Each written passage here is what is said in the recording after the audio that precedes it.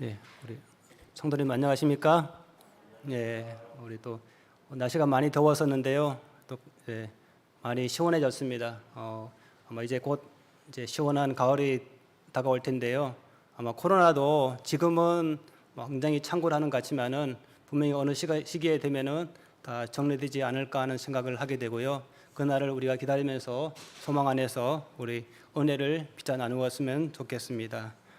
늘 교과를 이렇게 하다 보면은 앞에 아무도 없는 상태에서 이렇게 하다 보니까 많이 이렇게 긴장되고 하는데, 그래도 감사한 것은 우리 지휘자님, 또 장인수사님, 또 많은 분들이 또 이렇게 호응해 주시고 또 반응해 주셔서 늘 이렇게 감사드리고, 늘 제가 그 자리에 있어도 제가 그렇게 해야 되는데 하는 마음은 이곳에 올라오면 그런 생각이 드는데, 또 내려가면 그렇게 안 되는 것 같습니다. 참 우리 시간 함께 하면서 우리 은혜를 나누면 좋겠습니다. 우리 오늘은 우리 제3기 우리 교과 연구인데요. 제목이 그리스도 안에서의 쉼입니다. 오늘은 제7과 쉼, 관계, 그리고 치유에 대해서 우리 함께 생각해 보고자 합니다. 먼저 기억절에 있는 말씀입니다. 우리 성도님들 우리 있는 곳에서 함께 우리 봉독하면 좋겠습니다. 히브리가 창세기 45장 5절입니다. 죄송합니다. 여기 고치지 못해서 죄송합니다. 창세기 45장 5절입니다. 우리 함께 읽겠습니다. 시작. 당신이 나를 이곳에 팔았다고 해서 근심하지 마소서, 한탄하지 마소서. 하나님이 생명을 구원하시려고 나를 당신들보다 먼저 보내셨나이다. 요셉이 이렇게 얘기합니다. 당신들이 나를 이렇게 팔았다고 해서 근심하거나 염려하지 마세요. 이것은 하나님께서 우리 가족 모두를 함께 살리시려고, 물론 어려운 환경이지만은 먼저 보냈다고 이렇게 간증을 이렇게 하고 있습니다. 우리가 지난주를 잠깐 요약을 하고 넘어가겠습니다. 왜냐하면은 지난주와 이번 주가 같이 연결되기 때문입니다. 특별히 요셉의 가정을 통해서 우리가 이제 함께 생각해 보고 있는데요. 특별히 지난주에는 우리 요셉의 가정을 통해서 우리 일반적으로 가정에서 일어날 수 있는 여러 가지 많은 문제들을 우리가 함께 살펴보았습니다. 특별히 요셉의 집안은, 가족은 대대로 문제가 많이 있었던 가족이라고 성경은 기록하고 있습니다. 우리 요셉 할아버지 아브라함은 아내가 둘이었습니다. 그래서 우리 특별히 사라와 하갈 사이에 태어난 우리 두 아들도 역시 이삭과 이스마엘도 늘 긴장 속에서 우리 자라나는 것을 우리가 볼 수가 있습니다. 뿐만 아니라 이삭도 어떻습니까? 이삭의 아들이 누구예요? 에서와 야곱인데, 그는 태어나면서부터 싸우면서 태어났다고 합니다. 그래서 태어나면서부터 싸움은 시작되었다라고 하는데요.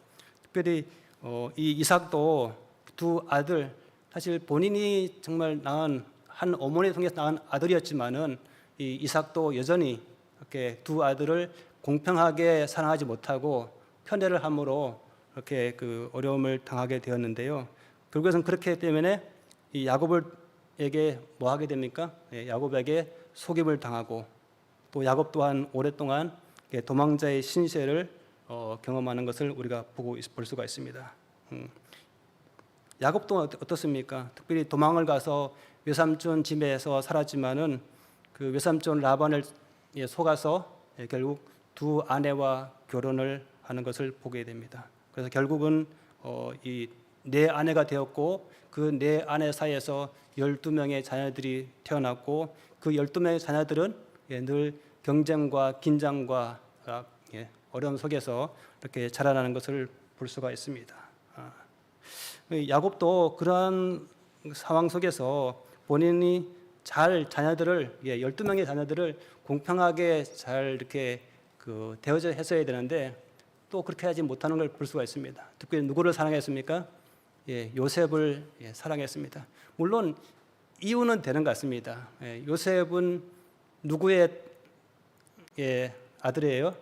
본인이 제일 사랑하는 사람의 자녀였고, 또 하나는 그 엄마는 베냐민이 태어나면서 죽었기 때문에 한편으로는 더 사랑하고 싶은 마음이 생겼겠지만은 그러나 다른 형제들 입장에서는 어떤 마음이 생기겠어요? 네, 굉장히 불편한 마음이 생길 수밖에 없을 것입니다. 그렇기 때문에 결국은 이 편애로 인해서 결국은 요셉이 형들로부터 이렇게 버림받게 되고 그가 이렇게 그 애굽으로 팔려가는 정말 안타까운 일이 벌어지는 것을 이렇게 볼 수가 있습니다. 근데 이렇게 아브라함과 이삭과 야곱의 가정들을 보면은 정말로 문제가 많은 가정에도 불구하고 성경은 이 아브라함과 이삭과 야곱의 가정을 뭐라고 부릅니까? 예, 믿음의 조상이라고 이렇게 부릅니다. 왜 이렇게 많은 문제들이 있음에도 불구하고 그들을 믿음의 조상이라고 불렀을까요? 예, 그것은 쉽게 말해서 그럼에도 불구하고 그들이 하나님을 전적으로 신뢰했다고 하는 것입니다. 그들이 그렇게 많은 결정과 문제가 많음에도 불구하고 하나님을 전적으로 신뢰했기 때문에 하나님께서 그들을 믿음의 조상으로 부르도록 한 것입니다. 특별히 오늘 주인공인 요셉 또한 마찬가지라고 생각이 되는데요. 그가 바다까지 내려가는 정말 안타까운 삶이었지만은 그가 승리할 수 있었던 것은 결국 하나님을 그의 마음 가운데 전적으로 의지하였기 때문이라고 생각이 됩니다. 특별히 요셉은 가족들을 통해서 완전히 버림을 받고 또 노예 생활을 또 하게 되고 심지어 감옥에서까지 내려가는 정말 안타깝고 힘든 상황 속에서도 그가 그렇게 할 수 있었던 것은 어릴 때 아버지 야곱을 통해서 들었던 그 하나님, 그 하나님을 기억하게 되었습니다.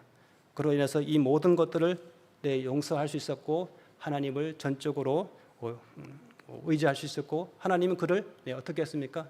형통케 했다고 말씀하고 있습니다. 오늘 그 지난과 6과 82쪽에 보면은 요셉이 팔려갈 때에 어떠한 심정이었는지를 이렇게 간단하게 이렇게 메모되어 있는 것을 제가 보았는데요.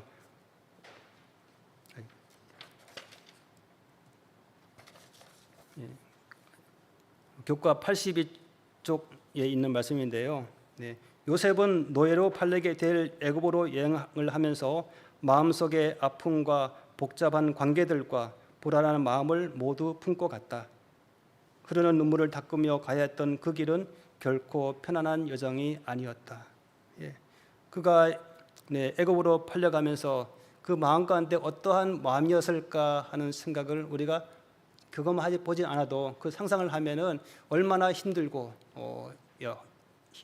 안타까운 정말 마음 가운데 많은 고민과 번민과 때로는 이렇게 그 형들에 대한 원망들이 얼마나 많았을까 하는 생각을 이렇게 하게 됩니다. 그랬던 요셉이 아까 전에 설명드린 것처럼 어떻게 변화되었는지 특별히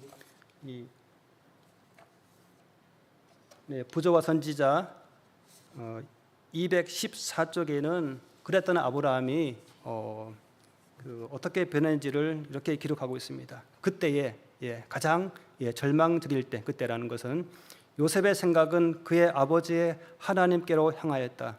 그는 어린 시절에 하나님을 사랑하고 경외하도록 가르침을 받았다.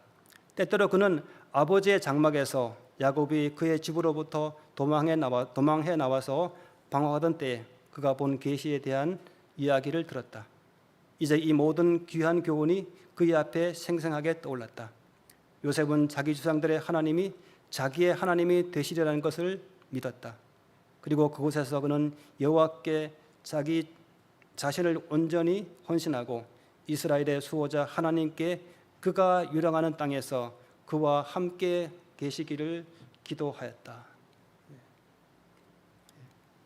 이러한 상황 속에서도 그가 개인적인 결심을 통해서 하나님을 따르기로 결심함으로 그의 마음에 괴롭히는 모든 것들로부터 자유함을 얻고 하나님께서 주시는 참된 쉼을 경험할 수가 있었습니다. 오늘은 특별히 하나님과의 관계를 통해서 이렇게 모든 것을 용서한 요셉이 어떻게 이렇게 깨어졌던 형제들과 아버지 사이에 또 요셉과 사이에 깨어졌던 이러한 관계들을 어떻게 치유하고 온전히 회복하는지를 이 시간 짧은 시간이지만 잠깐 살펴보도록 하겠습니다. 일월서지인데요. 일월서지는 제목이 과거를 마주하다입니다. 네, 요셉이 드디어 형들을 만났습니다. 여기 있는 것처럼 22년 만에 만났습니다. 미리 보디발의 노예로서 10년을 그가 살았고 또 감옥에서 3년을 살았습니다. 이렇게 13년이 지난 이후에 요셉은 그 애굽 나라의 총리가 되었습니다. 여기서 우리가 생각해 볼 부분이 있습니다.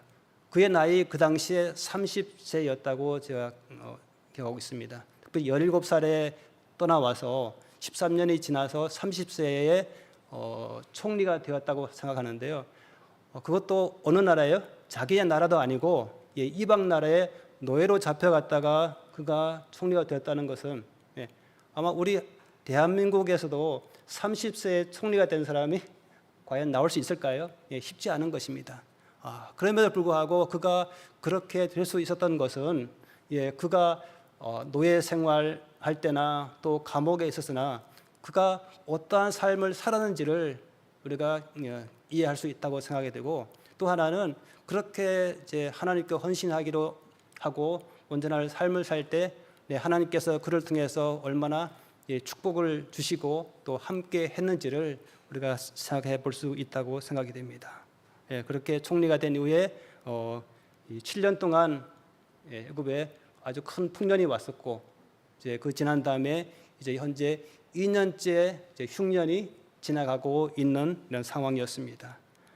그때 야곱의 가족들도 이제 양식이 다 떨어졌습니다. 근데 그들이 소문으로 듣기에 어디에 양식이 많다고 그랬습니까? 애굽에는 아직 양식이 많이 있다라는 소식을 듣고 그들이 돈을 준비해서 이렇게 양식을 구하러 애굽에 도착을 하게 됩니다. 그런 들을 단번에 알아봤습니다. 근데 어쩌면은 생각으로 요셉이 이 형들을 봤을 때 일반 어떤 마음이 들었겠어요? 제가 봤을 때는 최고의 복수할 수 있는 최고의 기회라고 생각이 돼요.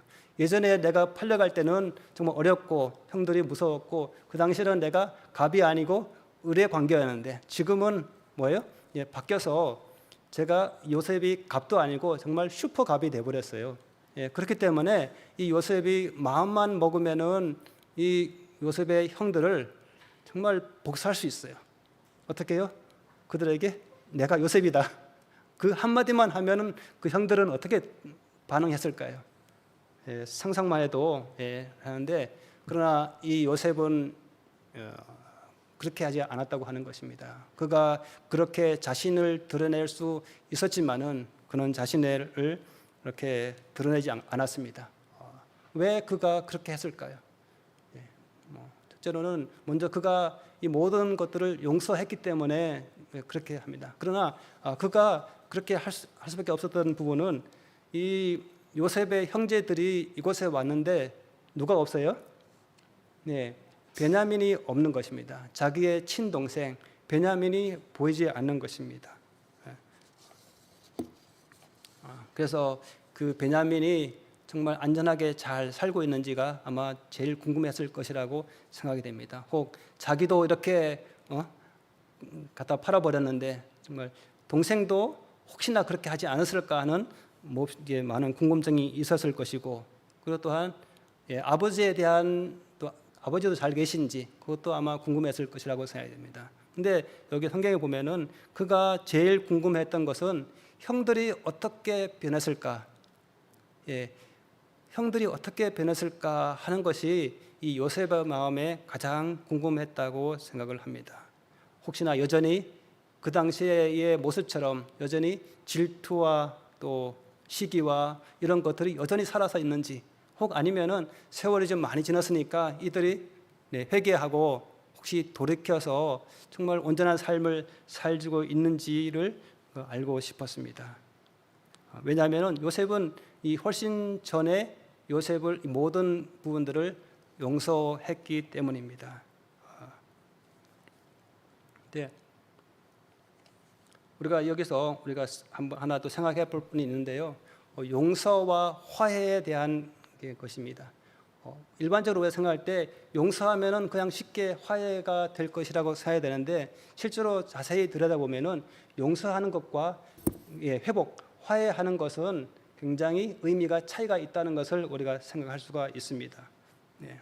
보통 용서는 어떻게 됩니까? 용서는 상대방이 용서를 해결을 했던 그렇지 않던 간에 그 본인이 의지에 따라서 용서할 수도 있고 그렇지 않을 수도 있다고 생각이 듭니다. 그리고 이것은 지극히 그 사람 개인적인 것입니다. 그리고 그의 내면적인 것들이 될 수 있고요. 그래서 그들이 다른 그 용서받을 사람이 회개했던 안 했던 그가 여전히 죄된 모습으로 살아가던 안든 간에 그 용서하고자 하는 사람이 마음 가운데 그렇게 마음을 먹으면은 용서가 될 수 있는 것이고 선택할 수 혼자서의 결정에 따라서 가능한 것입니다. 그러나 이 온전한 관계를 회복하기 위한 화해는 좀 더 다른 의미가 있다고 생각이 됩니다. 그것은 서로 간에 뭐가 필요합니까?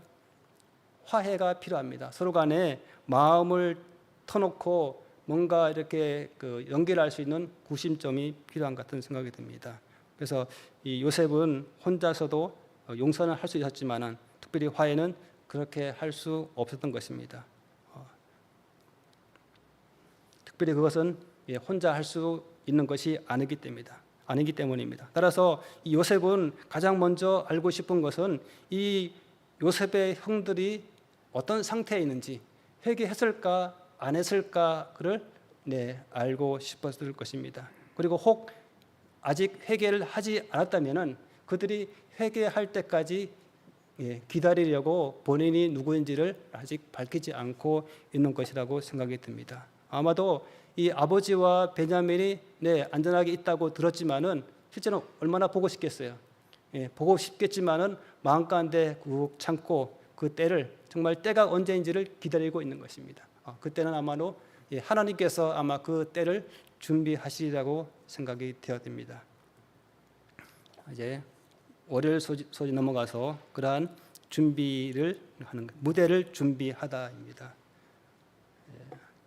조금 전에 말씀드린 것처럼 요셉은 형들을 오래전에 형들이 애굽에 오기 오래전부터 이미 용서를 했다고 하는 것입니다. 아마 그렇지 않았다면은 그 보디발의 집에서나 감옥에서 그가 형통하지 않을 것입니다. 만약에 용서하지 못했다면은 그는 원망과 또한 미움 때문에 그는 그 마음 가운데 가득했던 그러한 것 때문에 그는 그의 삶이 아마도 완전히 망가지지 않았을까 하는 생각을 하게 되는데요. 그가 완전히 용서를 했기 때문에 하나님께 전적으로 의지했기 때문에 그가 그 애굽의 총리가 되었고 그가 마음 가운데 평안을 누리고 살고 있다고 생각이 됩니다. 뿐만 아니라 요셉은 형들만 용서한 것이 아니고 보디발이나 그 아내도 동일하게 용서했다고 하는 것입니다. 왜냐하면은 그가 총리가 되었으면은 보디발보다 위에요, 아래예요? 위가 되겠죠. 얼마든지 그들을 혼낼 수가 있을 텐도 그들을 혼냈다는 기록이 없기 때문에 아마도 그들도 역시 이렇게 용서하지 않았을까 하는 생각을 하게 됩니다.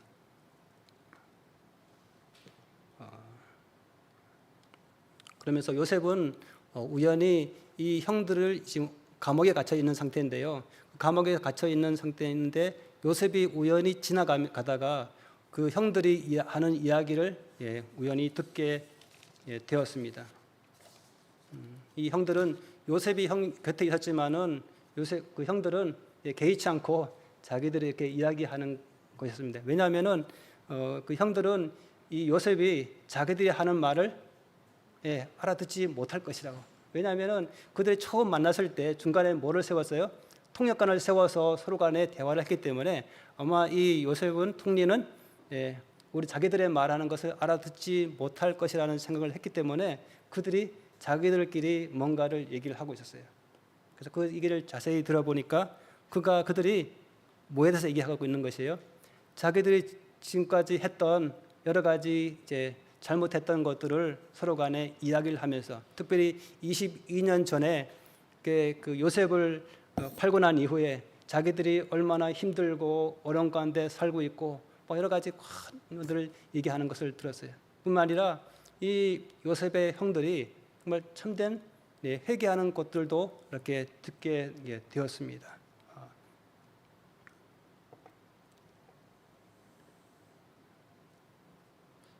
이제 세월이 지나서 그들의 형들이 많이 변해 있는 것을 우리가 볼 수가 있는데요. 부조와 선지자 225쪽에는 형들이 어떻게 변했는지를 여기 보면 자세히 잘 기록되어 있습니다. 부조와 선지자 225쪽입니다. 요셉이 그의 형제들로부터 떨어져 있던 여러 해 동안에 야곱의 아들들의 성품은 변화되었다.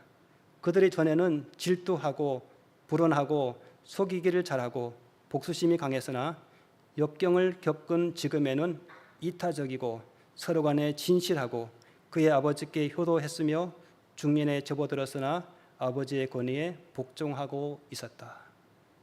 그가 여러 가지 어려움을 겪고 난 다음에 그들이 이타적이고 또 진실하고 또 아버지께 효도했고 나이가 들었지만은 늘 여전히 아버지께 순종하는 모습을 보여주었다라고 이렇게 하고 있습니다. 그러한 이 모습들을 이렇게 요셉이 보면서 이렇게 교과의 96쪽 하단에는 이렇게 기록하고 있습니다. 요셉은 형들이 지내온 고통스러운 순간들을 알게 되었을 때 마음이 아팠고 그들을 위해 숨어서 눈물을 흘렸다. 왜냐하면은 그렇게 할 수 있었던 것은 요셉이 형들을 이미 용서를 했고 회개를 했고 그렇게 마음에 뭐를 바랐어요. 형들이 다 회개하기를 바랐는데 그들이 정말 진정으로 뉘우치는 그 모습들을 보면서 정말 달려가서 안고 싶은 마음이 있지만은 참고 어디 가서 뒤에 가서 혼자서 눈물 흘리는 그 모습을 우리가 상상할 수가 있습니다. 그리고 그 월요서의 교훈에 보면은 이렇게 기록하고 있습니다. 우리를 힘들게 하는 관계의 문제로부터 자유함을 얻고 마음에 참된 쉼을 얻는 방법은 하나님께서 주시는 능력으로 상대방을 용서하는 것이다. 요셉이 상대방이 회개했던 하지 않았던 진정한 용서를 할 때에 마음 가운데 참된 쉼을 얻는 것을 우리가 볼 수가 있습니다. 우리가 아직도 우리가 살아가면서 용서하지 못하고 있는 것들이 혹 있지는 않은지 참으로 우리가 없는 것 같은데 어느 순간 되면은 어떤 것들이 떠올라요? 용서하지 못하고 뭔가 확 해주고 싶은 그러한 마음들이 불쑥불쑥 일어나는 것들이 참으로 많이 있는 것 같습니다. 특히 오늘 이 요셉의 경험을 통해서 우리가 그러한 일들이 우리 마음 가운데 날 때 요셉의 그 삶을 우리가 본받아서 우리도 그렇게 그 용서하는 우리 마음들을 갖는 우리 모두가 되었으면 우리 좋겠습니다. 이제 화요일 소지 이제 넘어가도록 하겠습니다. 화요일은 용서하고 잊는다입니다. 근데 여기 제목에 보면은 용서하고 잊는다 그럼 잊으면 되는데 옆에 뭐가 있어요? 끝에 물음표가 있습니다. 왜 옆에 물음표가 있을까? 그것은 이렇게 용서하고 잊는 것이 과연 우리의 현실적으로 가능한가? 한번 용서하고 그 모든 것을 다 잊어버리고 우리가 살아가는 것이 현실적으로 정말 가능한가? 정말로 가능할까? 교과에서는 보면은 이렇게 용서에 대해서 이렇게 그 여러 가지로 이렇게 정리하는 게 있습니다. 교과 그 위에 상단에 보면은 용서에 대해서 제가 정리를 좀 해봤습니다. 5가지 정리했는데요. 첫 번째로 위에 보면은 용서는 부당하게 행동하는 개인이나 그룹을 향해 억울함과 정죄하고 싶은 마음과 복수하고자 하는 욕망을 가질 권리를 기꺼이 포기하기로 결심하는 것. 용서라는 것은 우리가 마음 가운데 억울함과 뭔가 복수하고 싶은 마음이 있는데 그것은 일반적으로 그렇게 하는 것은 어쩌면 우리의 권리라고 생각이 돼요. 네. 우리가 맞으면 아프잖아요. 그 아픈 거에 대해서 네. 제가 운전을 많이 하다 보면은 어떤 일이 생겨요? 갑자기 차들이 차선으로 확 들어오고 뭔가 사고가 확 날 것 같은 위험한 상황을 경험하게 되면은 순간적으로 뭐가 올라와요? 그냥 확 올라와가지고 예전에 제가 젊었을 때는 가가지고 제가 뭔가 이제 이렇게 추월해가지고 막 이렇게 했던 그런 기억들이 있는데요. 예, 사람은 순간적으로 그런 마음들이 이렇게 생겨나는 것을 우리가 볼 수가 있습니다. 그러나 이 용서라는 것은 그렇게 하고자 하는 그 마음, 그런 권리를 어떻게 하는 것이 기꺼이 포기하는 것. 예, 그건 의식적인 뭔가 이렇게 의도가 들어가는 것 같습니다. 본 것이고, 그다음에 두 번째로는 용서는 피해자의 의도적인 노력이다.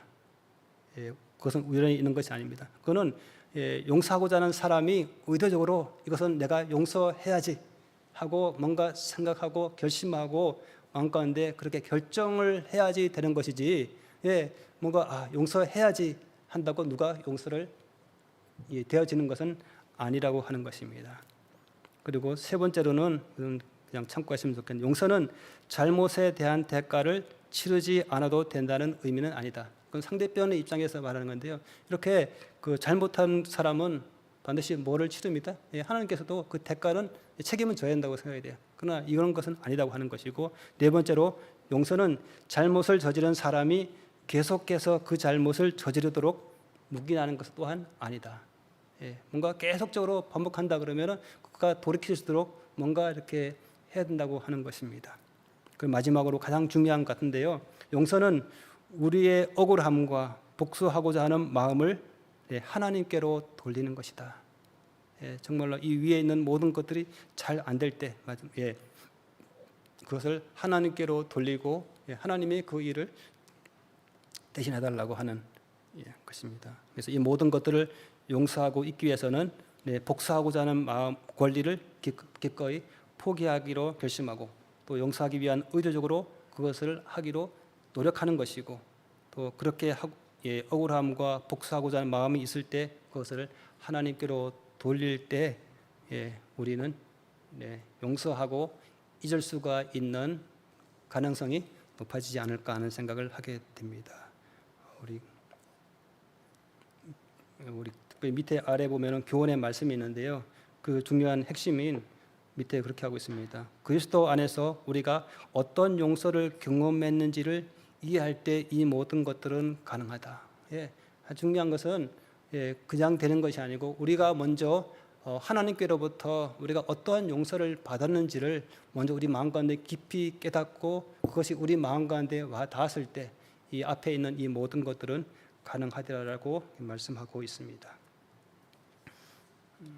여기 보면은 용서를 할 때에 얻는 유익은 무엇일까? 그거는 본인에 대한 것입니다. 여기 릭 위렌이라는 이 사람이 이 용서를 할 때 얻는 유익에 대해서 이렇게 기록해 놨더라고요. 당신에게 상처를 준 사람을 당신의 마음에서 놓아 주어라. 그 상처를 더 이상 붙들지 마라. 그렇다면 상처를 준 사람을 어떻게 놓아줄 수 있는가? 그것은 용서하는 것이다. 그것만이 그들을 놓아줄 수 있는 유일한 방법이다. 그들이 용서를 구할 때까지 기다리지 말자. 왜냐하면 그것은, 이 용서하는 것은 그들보다 당신 자신을 위한 것이기 때문이다. 이 용서하는 것은 물론 용서를 받는 사람을 위해서 하는 것도 있지만은 가장 중요한 것은 내 자신. 용서를 하게 되면은 내가 그것으로부터 어떻게 돼요? 자유를 얻을 수가 있다고 생각이 됩니다. 그렇기 때문에 이 용서를 하는 것은 다른 사람을 위한 것이 아니라 어쩌면 자신을 위한 것이라고 하는 것입니다. 에베소서 4장 32절에는 이렇게 말씀하고 있습니다. 서로 친절하게 하며 불쌍히 여기며 서로 용서하기를 하나님이 그리스도 안에서 너희를 용서하신 것 같이 하라. 서로 친절하며 또 불쌍히 여기며 서로 용서하기를 하나님이 그리스도 안에서 너희를 용서하신 것 같이 하라고 하는 것입니다. 내가 하나님께로 받은 은혜를 우리가 생각하면 좋겠습니다. 그렇게 할 때 우리도 많은 것들을 용서할 수 있지 않을까 하는 생각을 하게 됩니다. 우리 수요일 소지로 넘어가서요. 그렇다면 제목은 구체적으로 용서를 실천하기. 어떻게 하면 우리가 용서를 실천할 수 있을까? 우리 수요일과 목요일까지 연결돼서 총 5가지로 교과는 정리를 해놨더라고요. 첫 번째로는 용서하기 위해서는 먼저 인정하는 것이라고 생각이 됩니다. 용서하기 위해서는 내가 상처를 입었다고 인정하는 것이다. 예, 뭐든지 내가 그것을 인정했을 때 다음이 시작된다고 하는 것입니다. 내가 상처를 입었다고, 내가 억울한 일을 당했고, 내가 힘들고 뭔가 복수하고 싶은 마음이 이러한 것들이 일어날 때 그것을 내가 뭐 하는 것이에요? 먼저 인정하는 것입니다. 인정을 하는데 그것을 누구에게 하는 것입니까? 교과에 보면 하나님께 하라고 하는 것입니다. 우리가 그러한 상처를 입었을 때 그 상처를 하나님께 하라고 하는 것입니다. 하나님, 제가 너무 힘들고 너무 아픕니다. 정말 용서하고 뭔가 복수하고 싶은 마음이 생깁니다. 그것을 어떻게 해주세요? 안 할 수 있도록 제거할 수 있도록 해주세요. 그렇게 하나님께 이 모든 것들을 아뢰려고 하는 것입니다. 특별히 시편에 보면은 그러한 말씀들이 내용들이 많이 나오는 것을 우리가 보게 됩니다. 그리고 두 번째로는 용서를 언제 해야 하는가입니다. 언제 해야 되는가? 언제 해야 됩니까? 생각나는 즉시 하라고 하는 것입니다. 예수님은 우리가 용서를 구하기를 기다리지 않으셨습니다. 그래서 지금 우리가 즉시 용서를 하라고 하는 것입니다. 상대방이 용서를 회개를 하든 그렇지 않든 여전히 그렇게 헤매고 있을지라도 즉시 우리는 용서하라고 하는 것입니다. 왜냐하면 우리 전 일도 배운 것처럼 그것은 누구를 위한 것이에요? 먼저 자신을 위한 것이기 때문에 그렇게 하라고 하는 것입니다. 즉시. 그리고 세 번째로는 용서는 감정이 아니라 우리가 용서를 선택함으로 시작된다고 하는 것입니다. 용서는 뭔가 감정이나 뭔가 다른 게 아니고 우리가 그것을 내가 용서하겠다고 뭔가 선택하는 것입니다. 우리 마음 가운데 용서를 하고자 하는 특별히 강한 의지가 필요한 것입니다. 그리고 네 번째는 간구하는 것입니다. 기도하는 것입니다. 용서를 하나님 나에게 용서할 수 있는 힘을 주세요. 하나님께 내가 그것을 용서할 수 있는 힘을 달라고 하나님께 나아가는 것이라고 생각이 됩니다. 우리가 그렇게 할 때 우리 마음 가운데 용서하는 마음이 생길 것이라고 생각이 됩니다. 그리고 다섯 번째로는 이것을 우리가 용서를 한 번 한다고 잘 안 됩니다. 또 그러한 상황이 되면은 다시 기억나고 하는데요. 그럴 때마다 반복해서 용서하라고 말씀하고 있습니다. 특별히 성경은 7번씩 몇 번? 7번씩. 7번씩 70번씩까지라도 용서하라고 하는 것입니다. 그것은 언제까지? 그 문제가 해결될 때까지 자기 마음 가운데 있는 그 용서하지 못하고 있는 마음이 계속 이렇게 끌어올 때 그때마다 그렇게 계속 하고자 하는 의지를 가지고 이렇게 하게 될 때 그것이 끝날 때까지 하려고 하는 그렇게 할 때 우리는 그것으로부터 조금씩 자유로움을 얻을 수 있지 않을까 하는 생각을 하게 됩니다. 그러나 우리가 세상 살아가면서 저도 마찬가지지만 사실 세상 살아가면서 이렇게 말씀으로는 이렇게 용어로는 다 이해가 되고 머리로 들어오는데 현실적으로 우리가 살아가면서 현실적으로 우리가 그러한 일들이 닥칠 때에는 여전히 불쑥불쑥 튀어나오는 것이 우리의 현실이고 우리의 삶의 모습이 아닌가 생각을 하게 됩니다. 우리가 그러한 상황들이 생길 때 우리의 삶을 또 다시금 하나님께 맡기는 그러한 삶을 살았으면 좋겠다고 생각이 됩니다. 우리 이제 마지막 목요일 소지입니다. 목요일 소지는 용서한 후에 얻게 되는 쉼입니다. 교과에 보면 마침내 요셉이 가족들이 다 어디로 왔습니까? 애굽으로 다 왔습니다. 그리고 더 이상 가족 간에는 이렇게 해결되지 못한 것들이 없었습니다. 특별히 아버지와 또 형들과 또 요셉과 또 형들, 이 모든 사이에 이렇게 얽혀 있었던 모든 것들이 다 이렇게 오해가 특별히 풀렸습니다. 그때까지도, 오기 전까지도 이 요셉의 형들은 야곱에게 숨기고 있는 것이 있었죠. 뭘 숨겼어요? 요셉이 어떻게 했다고? 죽었다고 했잖아요. 그것을 끝까지 이렇게 숨겼는데요. 그러한 것들도 다 이렇게 회개하고 다 했다고 하는 것입니다. 그래서 이 요셉의 가족들이 정말 평안하고 행복한 삶을 이렇게 살았는데요. 그러면서 한 17년의 세월이 지난 다음에 누가 죽었어요? 야곱이 이제 죽게 되었습니다. 야곱이 죽게 되고 단 다음에 갑자기 문득 이 요셉의 형들의 마음 가운데 뭐가 생겼어요? 갑자기 또 불안한 마음이 생겼어요. 왜냐하면 지금까지는 아버지가 살아 계셨기 때문에 우리들을 뭔가 이렇게 복수하지 않고 요셉이 뭔가 마음 가운데 그냥 참고 있을 것이야. 그런데 이제 아버지가 돌아가셨기 때문에 어떻게 해야지? 복수해야지 하는 마음을 요셉이 마음 가운데 가지고 있을 것이야 하는 그 마음들을 형들이 마음 가운데 이렇게 상상을 하면서 뭐가 생겼어요? 불안한 마음이 생겼습니다. 그것은 아까 말씀드린 것처럼 서로 간에 다 용서하고 다 했지만은 여전히 어떤 순간이 되면은, 계기가 되면은 다시 이렇게 솟구쳐 나오는 것이 이렇게 서로 간에 이렇게 어려웠던 그런 문제들이나 순간들이라고 하는 것입니다. 그러할 때 요셉은 어떻게 합니까?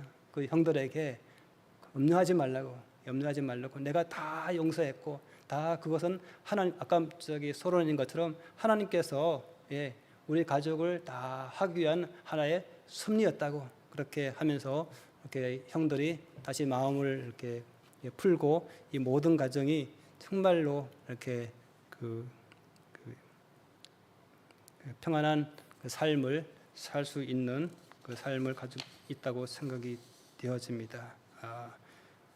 때로는 우리가 이렇게 용서하지 못할 때, 아까 말씀드린 것처럼 7번씩 70분, 이것은 우리가 모든 것이 다 해결될 때까지 우리가 쉽지 않지만은, 그렇게 우리가 용서하고 또 용서하고 또 용서하는 그런 반복적인 그런 것을 때 우리가 조금씩 거기서부터 자기 자신이 먼저 자유로워지지 않을까 하는 생각을 이렇게 하게 됩니다. 이제 마무리하면서 우리 결론, 앞쪽에 보면은 결론에 있는 말씀인데요. 제가 읽겠습니다. 하나님께 자신의 삶을 온전히 맡겼던 요셉은 형들을 충분히 용서할 수 있었습니다. 이건 서론에 있는 말씀입니다. 자신 또한 하나님으로부터 큰 은혜를 입었음을 알고 있었기 때문입니다. 형들의 마음에 남아있던 죄책감과 두려움마저 말씀이 씻어준 요셉은 형들과의 관계를 회복하게 되었고, 마침내 그들 모두 참된 쉼을 경험하게 되었습니다. 이렇게 모든 것들이 다 이렇게 제거된 후에 그들 마음 가운데 참된 쉼을 경험하게 되었다고 하는 것입니다.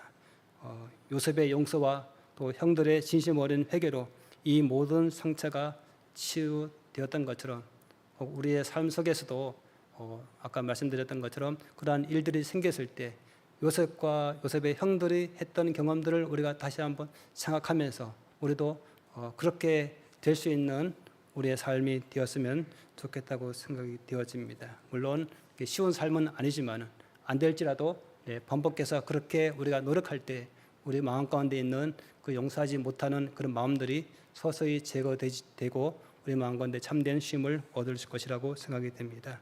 우리 앞으로 삶 속에서 그렇게 사는 저와 여러분들이 되시기를 간절히 바라면서 말씀을 마치도록 하겠습니다. 우리 마치는 찬미 442장 찬미하겠습니다. 442장입니다.